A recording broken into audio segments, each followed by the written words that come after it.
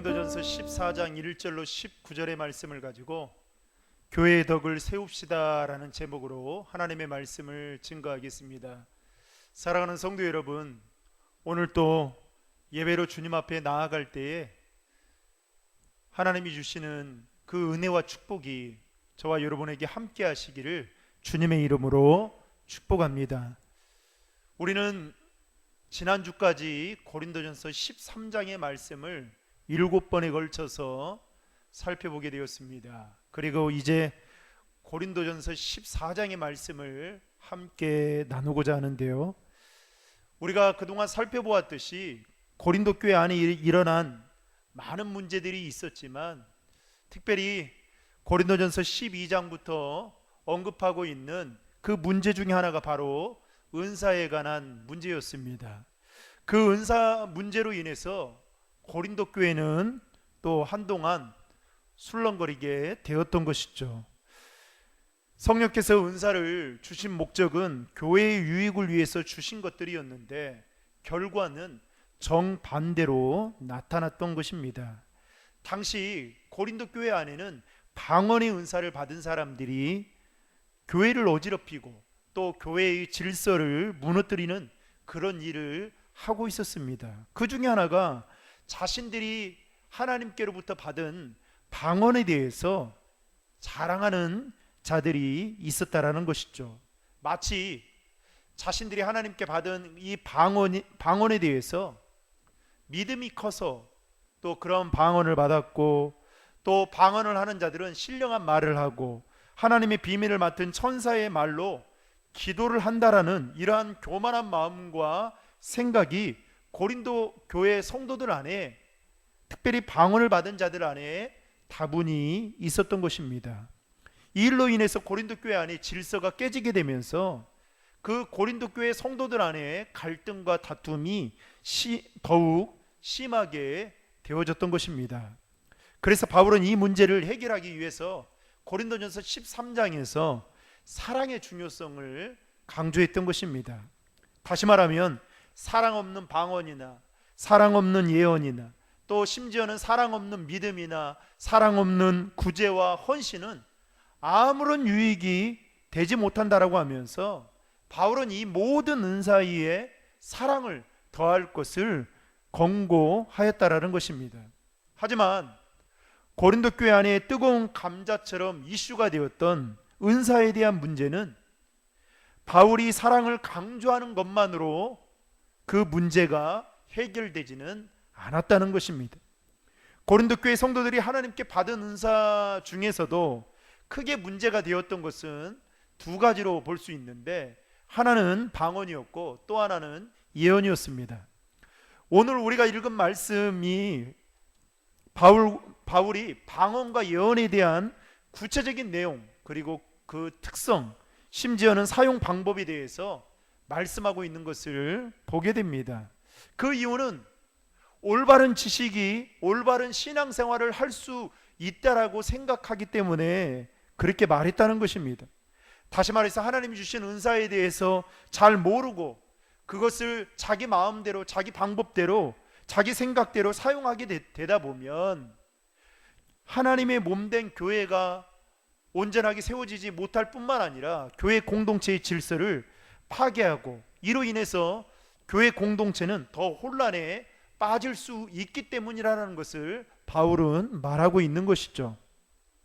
그렇다면 오늘 본문 말씀에서 바울은 방언에 대해서 그리고 또 예언에 대해서 어떻게 말하고 있는지를 좀 살펴보고자 합니다. 첫 번째, 방언에 대해서 살펴볼까 싶습니다. 먼저 바울은 방언은 영적인 언어다라고 말하고 있다라는 것입니다. 2절과 14절 말씀을 우리 다 함께 읽겠습니다. 2절 말씀 읽겠습니다. 방언을 말하는 사람은 사람들에게 말하는 것이 아니라 하나님께 말하는 것입니다. 아무도 이것을 알아들을 수 없습니다. 이는 그가 영으로 비밀을 말하는 것이기 때문입니다. 14절 말씀 읽겠습니다. 만일 내가 방언으로 기도하면 내 영은 기도할지라도 내 이성은 이해하지 못합니다. 즉, 방언은 언어는 언어인데 영적인 언어라는 것이죠. 그리고 그 대상이 사람이 아니라 바로 하나님이시다는 것입니다.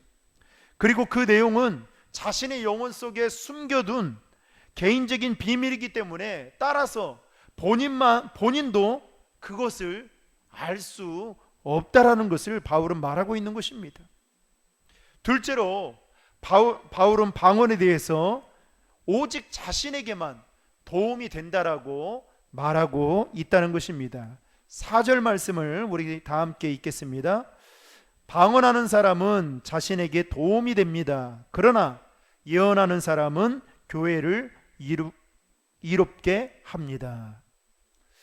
방언은 다른 사람들이 알아들을 수는 없지만 하나님과 영적인 비밀스러운 대화이기 때문에 기도의 깊은 단계로 방언을 통해서 나아갈 뿐만 아니라, 여러분 방언을 받아보신 분들은 다 아시겠지만 오래 기도할 수 있는 자신에게 유익이 있다라는 것을 바울은 말하고 있는 것입니다.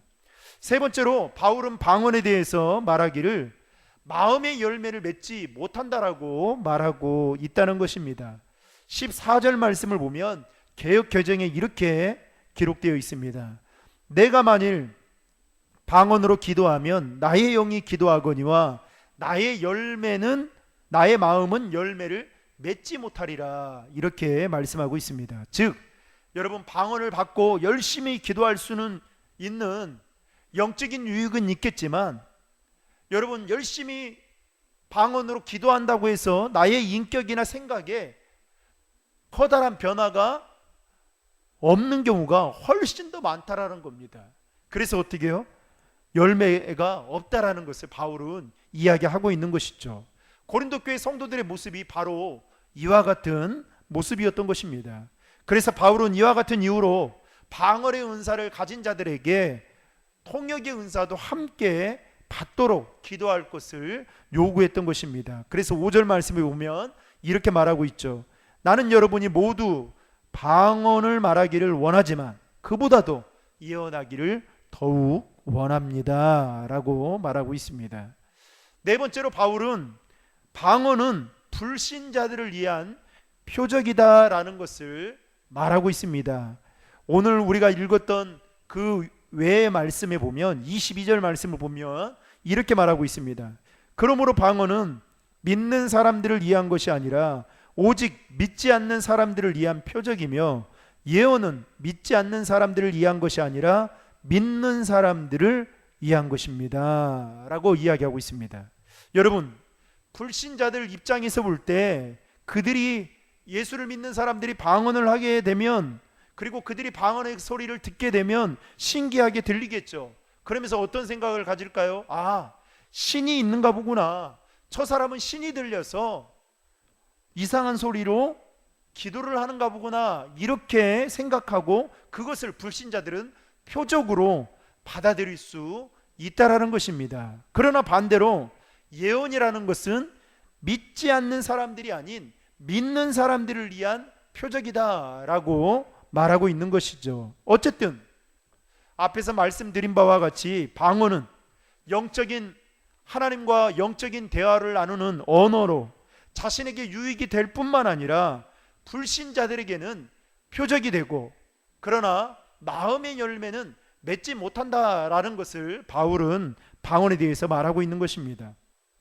그래서 바울은 방언과 관련돼서 첫째는 통역이 필요하다라고 말하고 있는데, 그 이유에 대해서 4절 하반절에 보면 이렇게 말합니다. 방언하는 사람은 자신에게 도움이 됩니다. 그러나 예언하는 사람은 교회를 이롭게 합니다. 무슨 말입니까? 방언을 통역하게 되면 교회를 이롭게 할 수 있다라고 말하면서 통역이 필요하다라는 것을 말하고 있는 것입니다. 특별히 28절에도 보면 통역하는 사람이 없으면 바울은 교회에서 잠잠히 있고 오히려 자신과 하나님께만 말하라고 말하고 있습니다. 그러니까 자신이 방언을 할 수 있지만 통역을 할 수 없으면 다른 사람들 앞에서 내가 이렇게 방언을 한다고, 천사의 말을 한다고, 신령한 말을 한다고 자랑하거나 그렇게 교만을 떨지 말라고 지금 말하고 있는 것입니다. 왜냐하면 오히려 그것들이 교회의 덕이 되지 못하고 그것으로 말미암아 교회가 더 어지럽힐 수 있기 때문에 그렇게 말하고 있는 것이죠. 바울은 오늘 본문 7절부터 10절까지의 말씀에서 통역이 없는 방언은 왜 잠잠해야 되는지를 그 이유에 대해서 비유로 말씀하고 있는데요. 7절부터 10절 말씀을 여러분 다 함께 읽겠습니다. 필이나 수금같이 생명이 없는 악기가 소리낼 때에도 각기 뚜렷한 소리를 내지 않는다면 피리를 부는 것인지 수금을 타는 것인지 알 수 없지 않습니까? 또 나팔이 불분명한 소리를 낸다면 누가 전투를 준비하겠습니까? 이와 같이 여러분도 혀로 이해할 수 있는 말을 하지 않는다면 그 말을 어떻게 할 수 있겠습니까? 여러분은 허공에 대고 말하는 격이 될 것입니다. 세상에는 수많은 종류의 말소리가 있으나 뜻이 없는 말은 하나도 없습니다. 여러분, 한마디로 바울은 통역이 없는 방언이 알 수 없는 소리만을 내는 것이다 라는 그 폐해를 지적하고 있는 것입니다. 어쨌든 바울은 이러한 문제가 발생되어질 수 있기 때문에 방언을 하는 자는 예언과 통역을 할 수 있도록 그것을 원하고 하나님 앞에 기도하라고 말하고 있는 것입니다. 그 다음으로 바울은 오늘 본문에서 예언에 대해서도 말하고 있습니다. 첫 번째, 바울이 말한 그 예언은 사람에게 하는 것이다라고 말하고 있다는 것입니다. 3절 말씀에 보면 이렇게 말합니다. 그러나 예언하는 사람은 사람들을 세워주고 격려와 위로의 말을 합니다. 여러분, 언뜻 보면 바울은 방언의 은사를 폄하하기 위한 말처럼 들려질 수 있을는지 모르겠지만 사실상 바울은 그런 의도로 말하지 않았다는 것입니다. 바울이 이렇게 말한 이유는 교회의 전체적인 유익을 위해서 말하고 있다라는 것이죠. 여러분, 우리는 사람들은 흔히 예언이라는 생각을 할 때에 마치 장래에 일어날 일들을 쪽집게처럼 맞춘다라는 그런 생각들을 예언이라는 단어와 그렇게 생각할 때가 있다는 것입니다.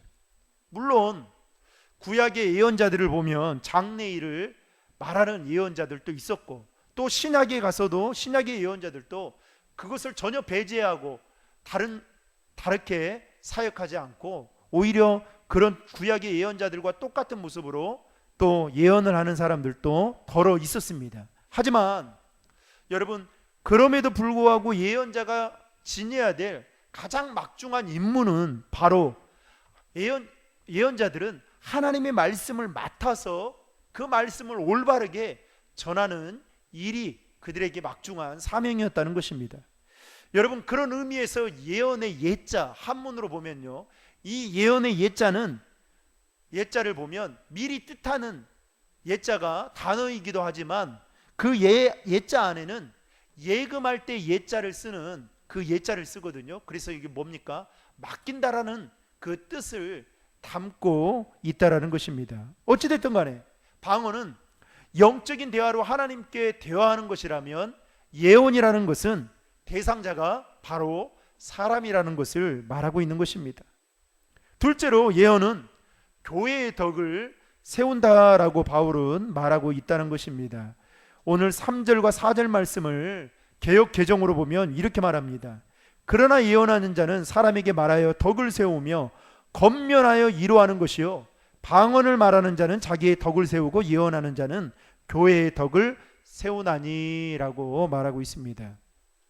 여러분, 여기서 바울은 세 가지를 말하고 있죠. 첫째는 예언은 덕을 세우는 것이다 라고 말하고 있고, 둘째는 권면하는 것이다 라고 말하고 있고, 셋째는 위로하는 것이다 라고 말하고 있다라는 것입니다.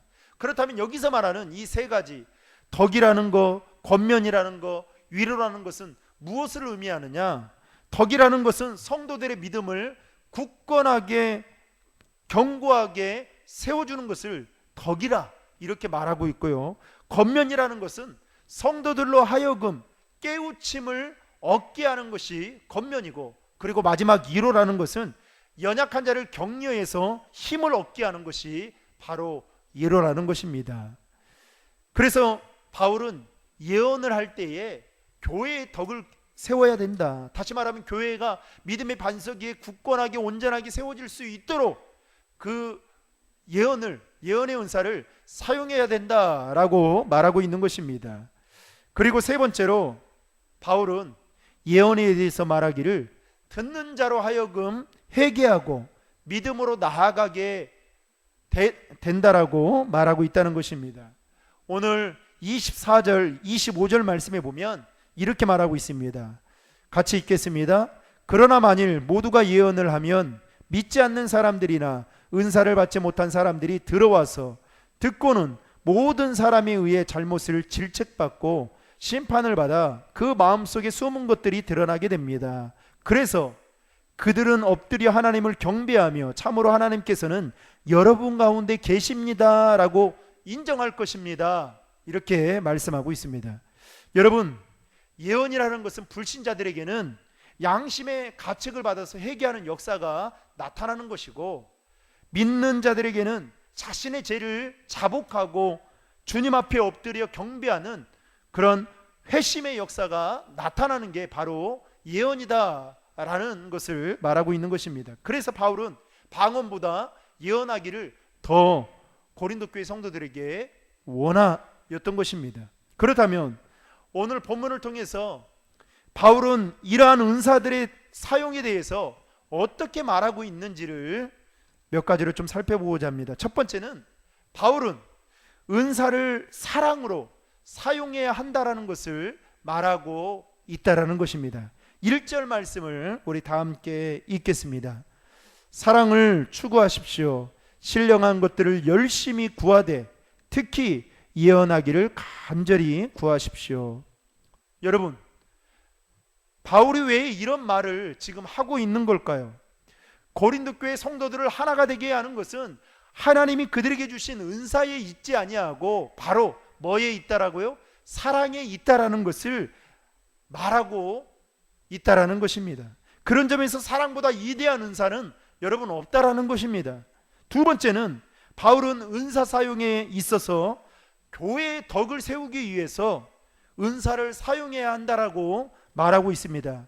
여러분, 오늘 우리가 읽었던 본문 말씀에 보면 4절과 또 12절과 26절 말씀에 보면 다 교회의 덕에 관련된 말씀을 하고 있는 것을 보게 됩니다.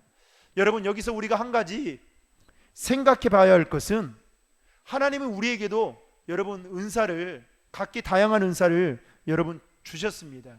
그 다양한 은사들을 가지고 우리가 지금 어떻게 교회를 섬기고 있는지, 그리고 성도들을 어떻게 또 섬기고 세워가고 있는지를 여러분 점검해 볼 필요가 있다라는 것입니다. 아니면 하나님이 나에게 주신 이 은사를 내 자랑과 또 내 자신만을 위해서 사용하고 있지는 않는지를 여러분 돌아볼 필요가 있다라는 것이죠. 그래서 어떻게 해요? 하나님이 나에게 주신 그 은사의 목적대로 내 은사가 그렇게 사용되고 있다면 여러분 잘하는 것입니다. 그러나 그 하나님이 나에게 주시는 은사가 은사의 목적과는 달리 내 자신을 드러내고 또 나를 높이는 데 사용된다면 어떻게 해요? 그것은 지금 고린도 교회 성도들과 같은 똑같은 전철을 밟고 있다라는 것입니다. 셋째로 바울은 성도들의 유익과 성숙을 위해서 은사를 사용해야 할 것을 말하고 있는 것입니다. 여러분, 정말 믿음이 성숙한 사람은요, 하나님이 주신 은사에 대해서 더 두렵고 떨리는 마음을 가지고 그 은사를 사용하곤 합니다. 더 겸손해지는 것이죠. 그러나 미성숙하고 조금 영적으로 성숙하지 못하는 그런 사람들은 자꾸만 하나님 주신 은사를 가지고 자기의 의를 드러내고 또 자기의 이름을 나타내고 그리고 자신의 그 은사를 통해서 어떻게든지 다른 사람들에게 관심을 받기를 원한다는 것입니다. 그러나 여러분, 그래서 우리는 하나님 우리에게 주신 그 은사가 성도들의 유익을 위해서 그리고 내 개인의 성숙을 위해서 사용되고 있는지를 돌아봐야 될 것입니다. 말씀을 맺고자 합니다. 사랑하는 성도 여러분, 은사는 하나님께서 믿는 성도들에게 각각의 다양한 선물로 주신 것이 바로 은사입니다. 그리고 은사의 목적은 교회와 성도들을 온전하게 세우는 그 목적 때문에 우리에게 은사를 주었다는 것입니다. 교회와 성도들을 온전하게 세우기 위해서는 그 은사는, 우리가 받은 은사는 사랑이 기본이 되어서, 아니 사랑이 밑바탕이 된 사랑을 가지고 은사를 사용해야 된다라는 것입니다. 방언이든 통역이든 어떤 은사가 더 크고 무엇이 더 중요한지 그것을 떠나 하나님이 나에게 주신 그 은사가 사랑의 마음으로 잘 교회와 또 성도들에게 덕을 끼치며 그 은사를 사용하고 있는지를 돌아봐야 된다라는 것입니다. 그렇지 않으면 하나님이 나에게 주신 그 은사로 말미암아 내가 속한 공동체는 더 어지럽게 될 것이고, 또 성도들끼리는 그것으로 인해서 더 다툼과 갈등의 원인이 될 수 있다라는 것입니다. 그러므로 사랑하는 성도 여러분, 고린도 교회 안에 은사에 대한 잘못된 이해로 말미암아 이것들이 갈등과 다툼의 원인이 되었듯이, 저는 여러분들이 하나님이 주신 은사에 대한 바른 이해와 지식을 가질 수 있기를 주님의 이름으로 축복합니다. 그리함을 통해서 하나님이 주신 은사로 말미암아 저와 여러분들이 속한 그 몸된 교회 공동체와 성도들을 믿음의 반석 위에 굳건하게 세우는 그런 하나님의 사람들이 다 될 수 있기를 주님의 이름으로 축복합니다. 다 함께 기도하시겠습니다. 사랑의 하나님, 우리에게 필요한 은사를 때에 따라서 허락해 주시니 감사합니다. 하나님의 목적과 뜻에 따라 은사를 받은 자로 우리의 은사가 그렇게 사용되게 하옵소서.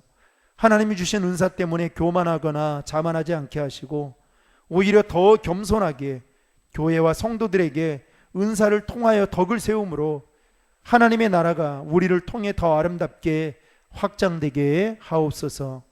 바라건대 코로나와 폭우로 인해서 어려움을 당하고 있는 이 나라와 이 백성을 불쌍히 여기사 위로와 자비를 베풀어 주셔서 하루속히 모든 것들로부터 회복되어지는 은혜가 있게 하여 주시옵소서.